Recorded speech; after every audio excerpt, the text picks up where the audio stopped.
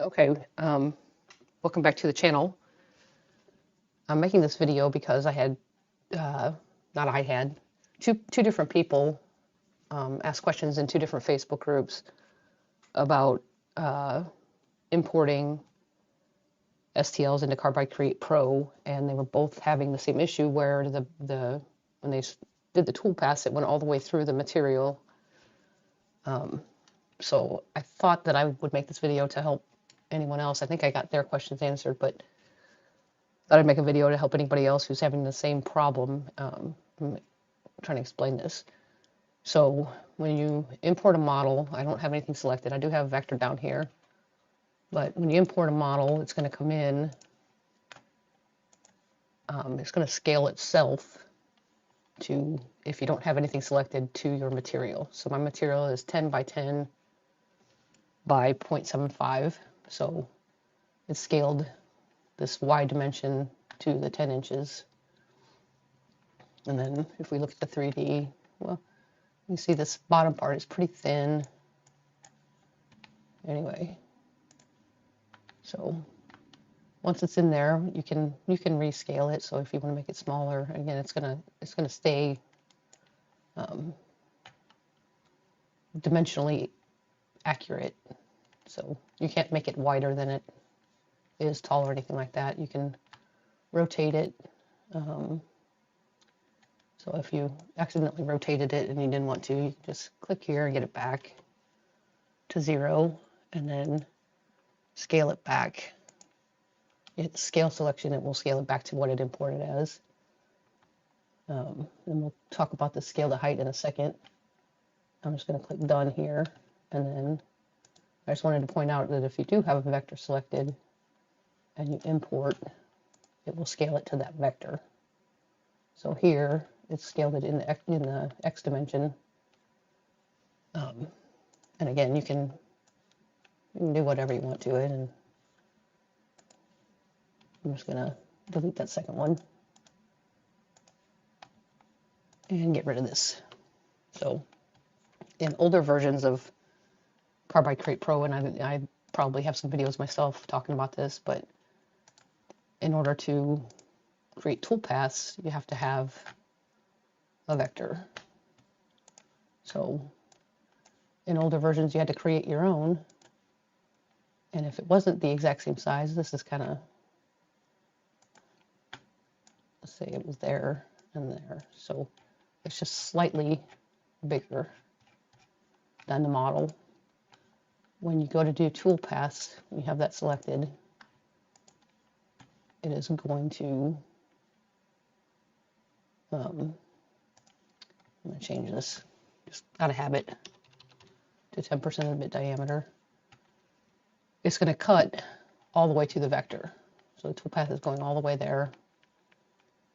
And this is essentially a grayscale map at this point. So if we go back here and look at it, darker areas would be taller, lighter areas would be shallower, and the white is nothing. So the bit is going to go all the way down to the bottom. So if we see that, you can see right here, it's basically cutting it out. And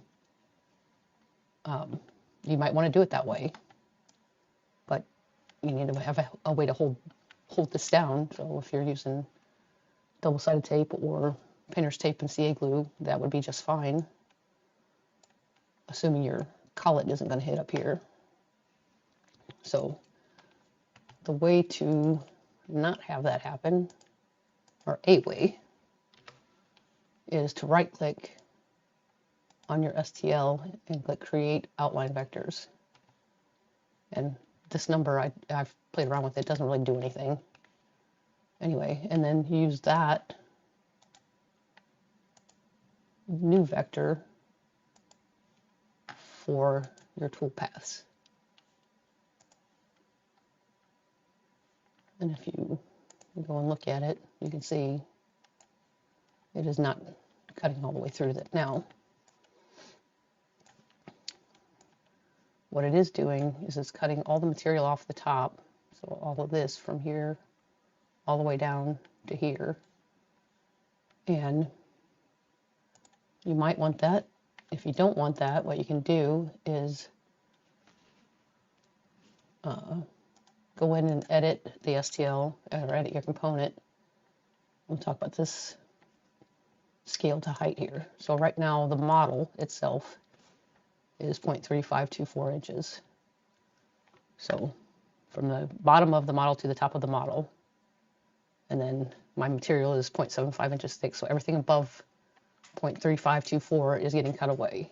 So what we can do here is, I'm just going to make this a round number. I'll do 0.3, and then right here is a base height. So I'm going to do 0.4 there. So we can't go more than 0.75. Those two numbers can't add up to more than 0.75. So I'm going to click apply here and done. We'll go back and look at the toolpaths.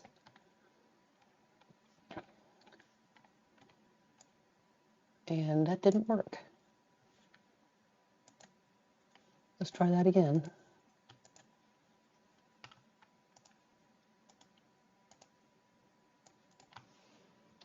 0.4. All right, I'm not sure what I did there. Maybe I clicked something too fast. I'll probably see what I did when I go back and watch this. Anyway, so you can see this material here ends up being thicker. So that's how you do that, and you can play around with those numbers again. They can't add up to more than the stock thickness. And then lastly, if you wanted to cut, if you wanted to cut this out, you're going to use this vector again for your normal contour toolpath.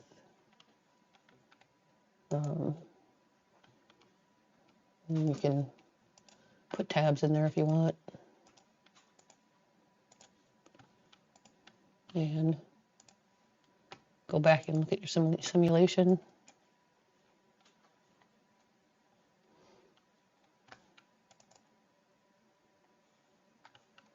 And there you can see, no, I didn't change the bit for the contour toolpath, so let's use the ball nose, but you get the idea. Anyway, I hope that helps. Thanks for watching.